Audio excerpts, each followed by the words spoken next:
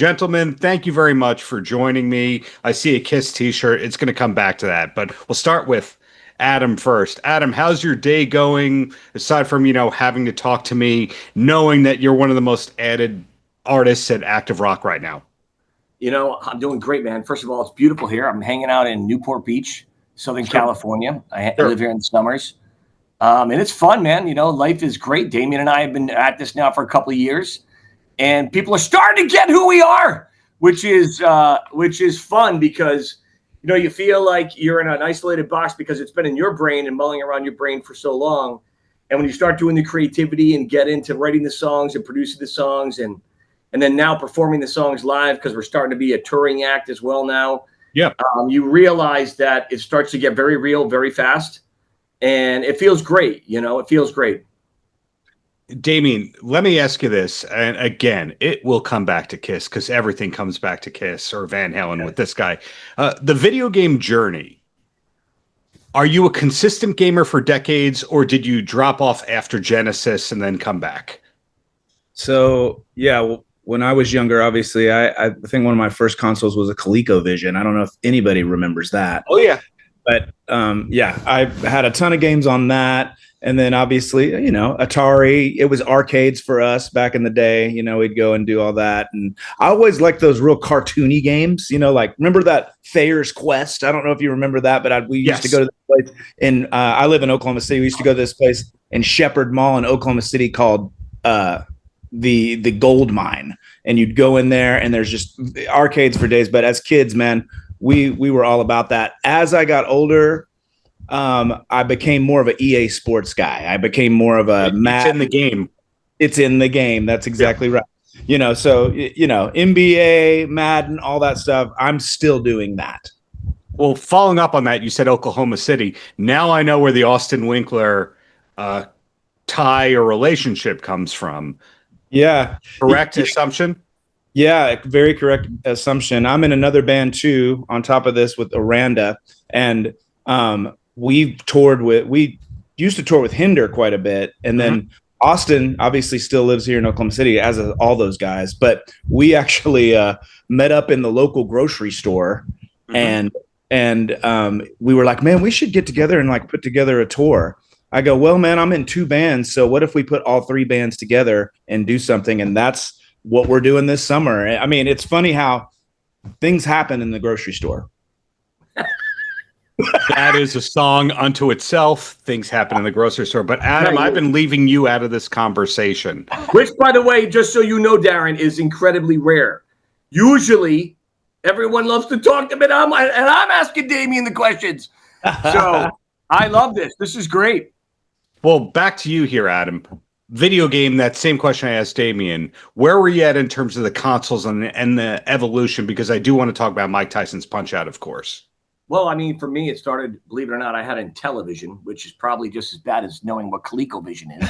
Pong. Yeah. So I had in television, but obviously went to Atari. I've been a gamer my whole life. I still, to this day, Darren, play 3 to 4 hours every day. Nice. I'm a competitive Apex Legends player right now, and have a regular squad that goes in and either gets our asses kicked or we kick some ass. And it's something that's fun. And so when I came to Dameon a couple of years ago, and I said, I got this crazy idea of doing a hard rock act and having inspired by video games. I got nothing really serious to say. I don't want to grow up. I'm kind of like Peter Pan. And I'm like, there's no way I'm going to be writing about teenage angst, how my parents beat me, or the current tariff situation. And I said, if you'd like to have some fun, write some songs about some video game characters and take the music real serious, but take the whole concept tongue-in-cheek. That's kind of what we're doing, Darren. Absolutely. And I'm going to bring up Punch-Out again. One of the staples of my childhood. A couple days ago, we bought a Honda. My wife said, what do we name this car? And I said, Piston Honda. And then I had to explain it, and I don't think it went over. But do you have a favorite of the opponents? And Dameon, you're going to have to answer this too. But do you have a favorite of the opponents in Mike Tyson's Punch-Out? It's funny because I really didn't. I've always just tried to get as far as I can in the game. However, as we were getting ready to start to prepare the video, Yeah. there was a character I think that came a little bit later in some of the later versions of Punch Out called Bear Hugger. And he's one of the characters that we ended up casting in the video. Mm-hmm. And he's become my favorite, especially the guy that played Bear Hugger. I wish I could remember his name. Dameon, do you remember his name? I don't remember his name. No, I don't. We got to get better at that. So anyway, the guy was so cool. Yeah. And he played that character, you know, with the gloves and going, you know, like the whole thing. We just had so much fun doing it. But obviously the goal is to defeat people and win as fast as you can. But I was never really great at the game, but it was always a lot of fun. And I said to Dave, when I came to Dameon with the idea for the song, I'm like, hey, I'm going to write the song called Punch Out. It's going to be about a 1984 video game in the year 2025. So you're saying that you don't memorize the cheat code of 007-373-5962? You don't have that in your head? It's funny you say that. I think Ronnie Radke had a song where he did that in one of his songs. Left, left, left, left, left, left, left, up, right, down, left. Yeah, Game Over, I think it was the name of his song. But no, I've never been, Darren, I've never been a cheater. Oh. And one of those things that, there are a lot. I play Apex Legends. There's thousands of cheaters. Yeah. I would rather die a murderous death of my own destruction and my own demise than to kid myself and pretend that I'm better than I'm really not. And for those of you kids that are cheating every day, I know who you are. Well, Dameon, as promised there, do you have a favorite Punch Out villain or opponent? Sorry for the poor segue right there. Hey, I love Glass Joe because he was the only one I could beat. Really? Yeah, it was easy to take him out. So no, I mean I got through the game, but Glass Joe's always like kind of the beginning, and I like Glass Joe. In fact, I feel sorry for him sometimes. I would too. Don Flamenco, I feel worse for. He got Don Flamenco. But at least he had like the twinkle feet. He was one of those guys. Yeah, there's so many bad. Name for another follow-up song, Twinkle Feet. We'll write a hard rock song called Twinkle Feet.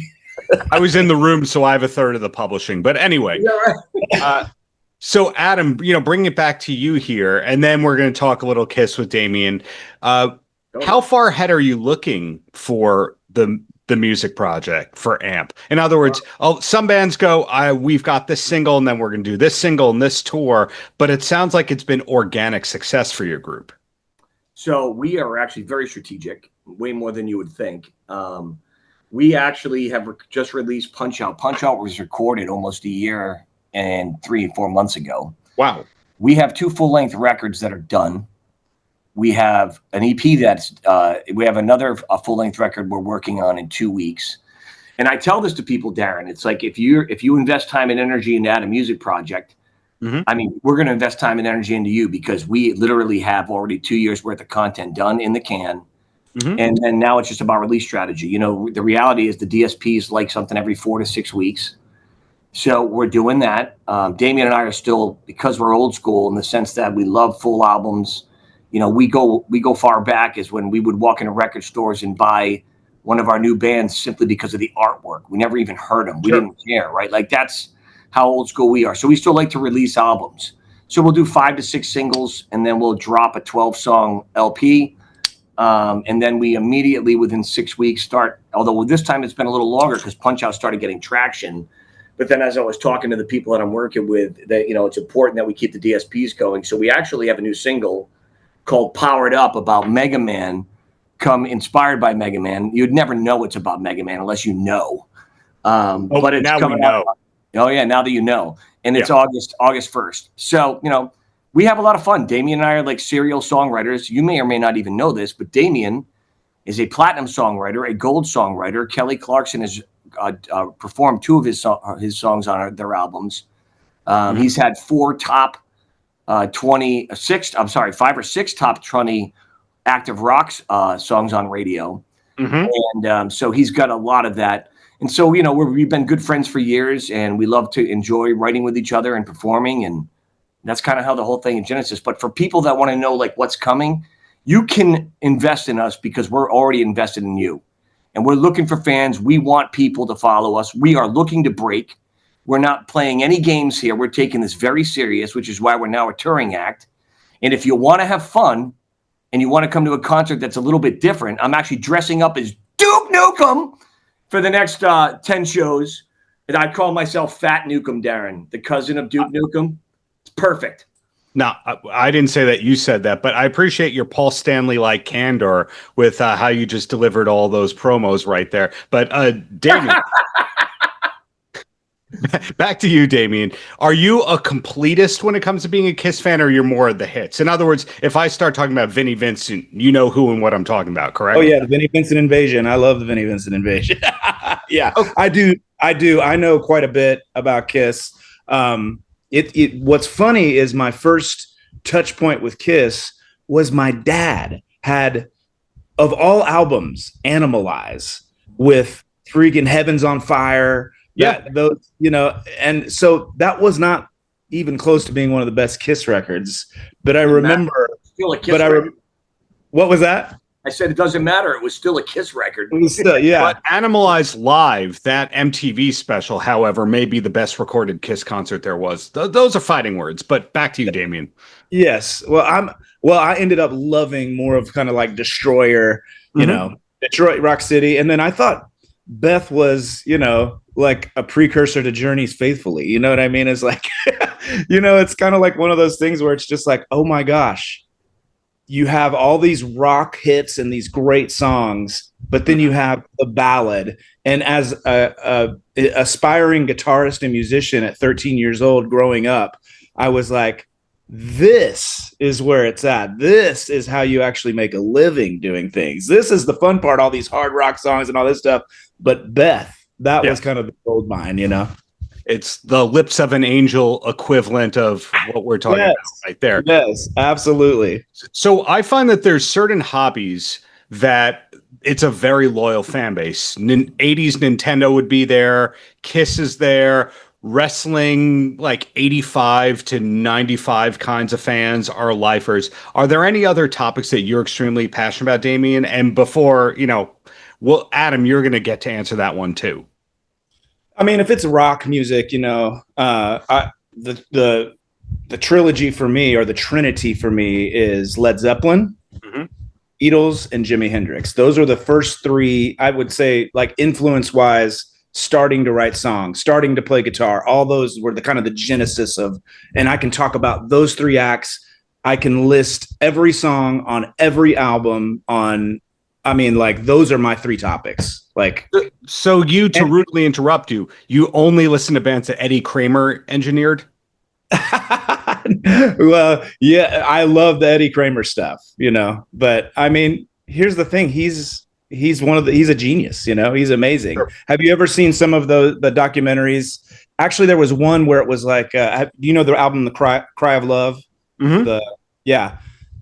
That was the one that it was kind of unfinished right before he died. And they kind of put a lot of it together at the very end. Like he was kind of going in all that, but man, you really see the genius of Eddie Kramer in that. Do you know what I mean? There's a whole little documentary on it, and it's fascinating to me. He was definitely a genius.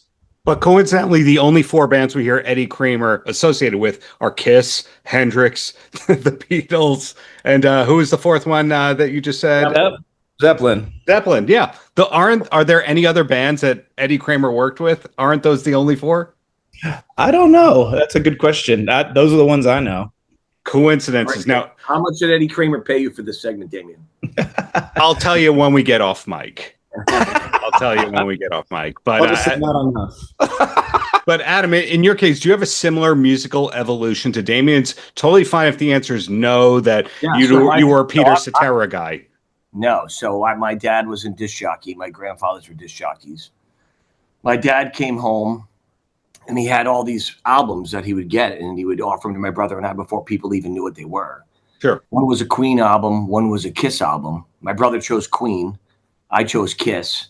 I'm such a big Kiss fan that I used to follow the bands that even Gene Simmons would work on the side. I think it was Easy O was Easy O from Japan and Easy O from Japan. House of Lords. We used to learn the Wow. I would use that as like a warm up. So you know, I definitely I loved Kiss's marketing angle and the fact that they weren't afraid to really be over the top, and so I really appreciated that. Musically, I've always loved AC/DC. I mean, I just like the raw power and essence of it. One of my favorite bands of all time. Many people are not familiar with. It's a trio called King's X. I like I like the fact that they had harmonies and they had raw talent, and there was only 3 of them. And when you went and saw them live, they performed, and it was nice, you know. And you know, but I'm a huge Falling in Reverse fan.